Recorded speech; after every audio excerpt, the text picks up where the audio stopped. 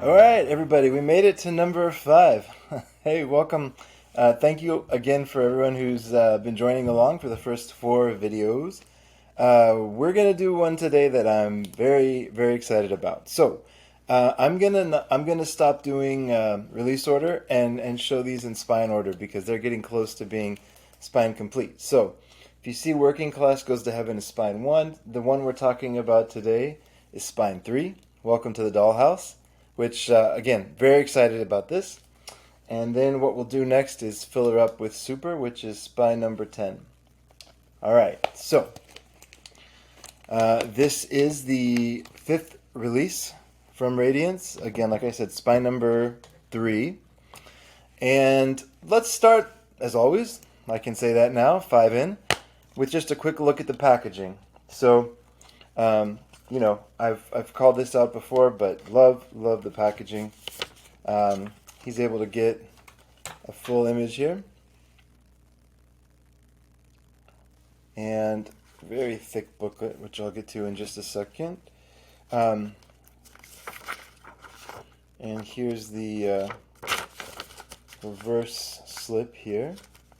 So on the reverse slip, he typically puts, or the inside, portion, he typically puts the original art as well as more of a traditional kind of back if you want to see special features and a description and that kind of thing.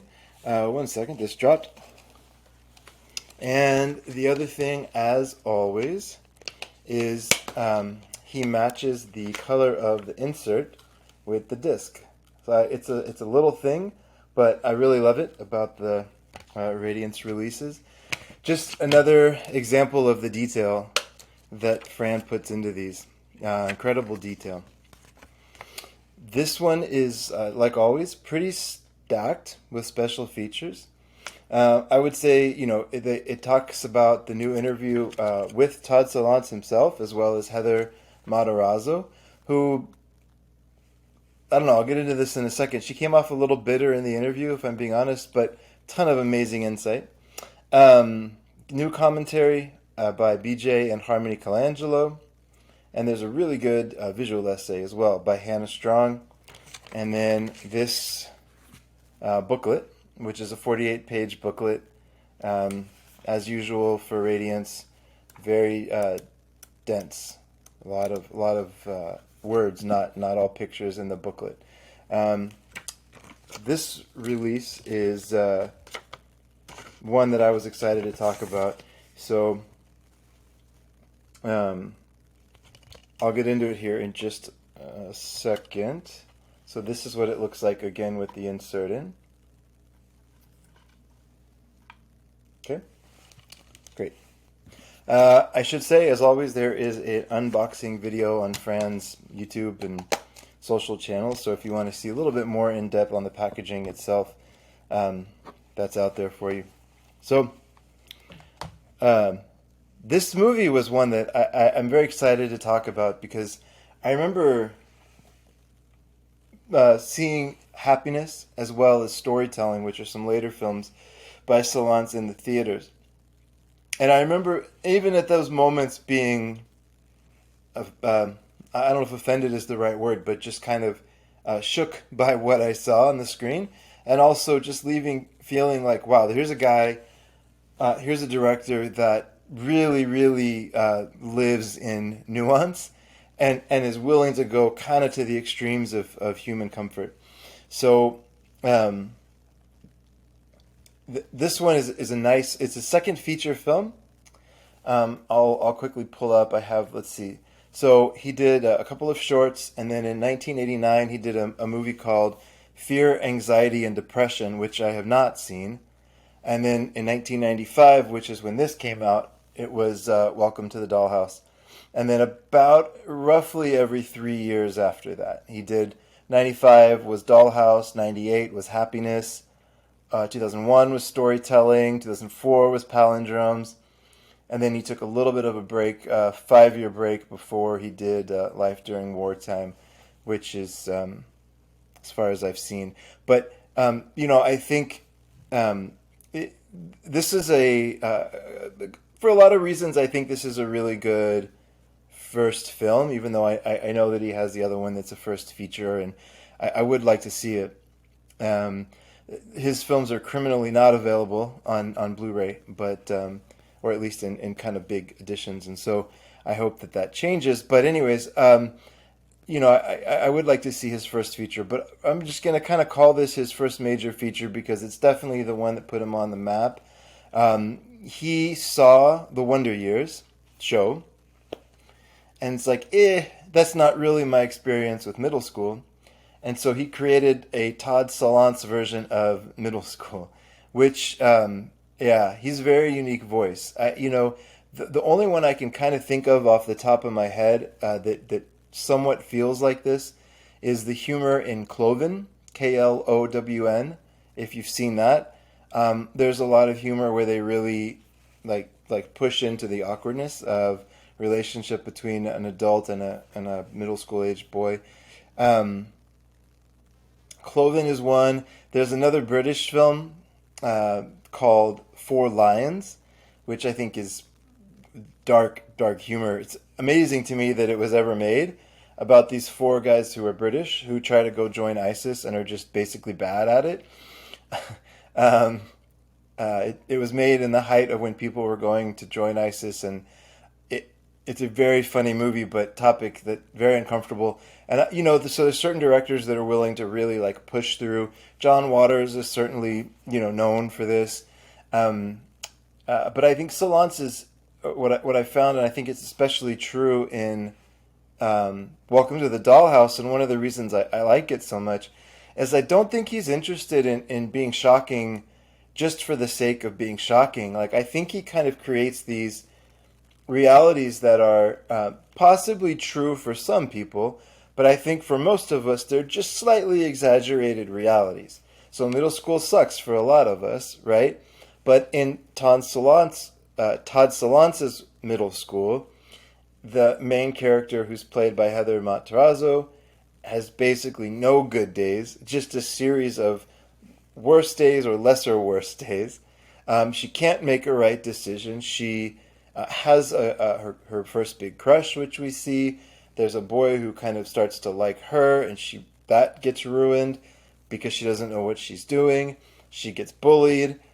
Somebody who's been a lifelong friend of hers, who's always kind of has her back, gets bullied, and she turns on him. So the whole thing just gets super messy. And I think it's in Todd Solondz's world, this is what happens with kids, right? This is why like life gets messy, right? I mean, that's just kind of what happens. And so I really love that about his movies. I think he's able to pull out these very nuanced emotions. From here on out, he deals with some incredibly trigger warning, crazy subject matter. But in Welcome to the Dollhouse, I think he's kind of ramping up. I think it's a very good entry point to Solondz, and see if you kind of like his style. For a lot of people, it's going to be too uncomfortable, or they're going to say it's too much, too heavy-handed. I could kind of see that. But for me, I love it. I think his films are don't give enough credit for the nuance they bring into this discussion. I think they're kind of surprisingly nuanced. And, I think people, you will like this movie. Generally, you will like this movie. First of all, if you like the directors that I mentioned, if you've seen Cloven, maybe a little bit more of a popular version of that would be what Sacha Baron Cohen does. Although that's a little bit more, I would say, obviously comedic, but he's tapping into a lot of the same, that kind of cringing, like it's the humor based off of just sort of bracing yourself for the joke because you can see it coming and it's even worse than you thought it was going to be. So Solondz does that, but he's not going for just like the big laugh. Like, I think he's trying to be insightful, and I think he's trying to be funny, but also go to some extremes of human experience that a lot of directors and writers don't really feel comfortable going to. So it doesn't play like a big comedy. It plays like a very uncomfortable comedy. I think that's why I say more closely to like Cloven or maybe Four Lions, where it plays very straight. But what's happening on screen is so ridiculous that you kind of can't help but laugh. So Yeah, I that for me that's welcome to the Dollhouse. Um, it has a couple of people that became relatively famous. I don't think it has anybody that's like a total A-lister. Eric Mobius plays one of the dreamy guys that the young girl falls in love with. So I think there's really two reasons why I'm so excited about this. One is I just want there to be more Todd Solondz movies. I kind of want him to be rediscovered. I think in a world that increasingly has trouble with nuance, I think directors like him are very important because he really asks us to just sit in the discomfort, and that's a lot. Even like a lot of psychology is based on this idea of just being able to sit in the discomfort and be okay with things, and that only gets worse, or I should say, more uncomfortable as he goes. So I want people to experience that. And also, just because I love what Radiance is doing. Like, if you think the day I'm recording this, they announced Messiah of Evil, right? And so, if you think about what Fran's putting together, his curation ability and taste is so broad, and I think that's on display. And this is a great example. If you think about this, right on the heels of Big Time Gambling Boss, Working Class Goes to Heaven, right? All these ones that we've been going through. And next is a French kind of road comedy. Like, he's got this incredibly wide, deep encyclopedic knowledge of film, which I love. And this is another great example of that. All right, so I think it might. I always like putting films in context of the year they came out. I thought it might be fun to go through some of the films from 1995. It's a big year for Hollywood movies and movies that have had a long legacy. So if we think about 1995, Seven came out, Heat came out, Braveheart, Casino, Leaving Las Vegas, 12 Monkeys, Basketball Diaries, Usual Suspects, right? So there's a lot of movies that are dealing with more heavier subject matter. I think the reaction to a lot of the 80s and kind of the world is great and everything is this big kind of show from the 80s. I think a lot of that was tapering off, and you're getting into these dark psychological dramas. So Solans was certainly tapping into that. I mean, especially if you think about this was a actual reaction to the Wonder Years, right?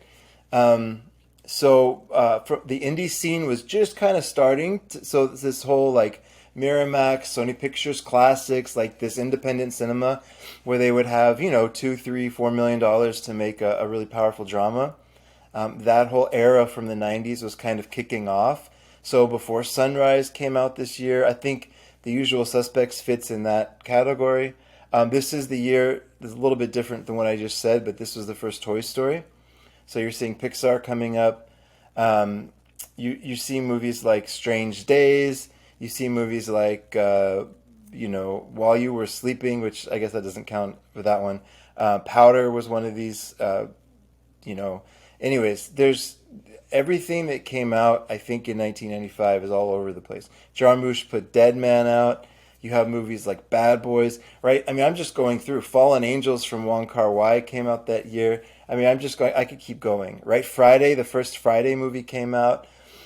My point is, like, the culture was kind of at a cross section. There's Hollywood was putting out darker movies. These independent kind of powerful dramas were coming out, and there were some good stories coming out.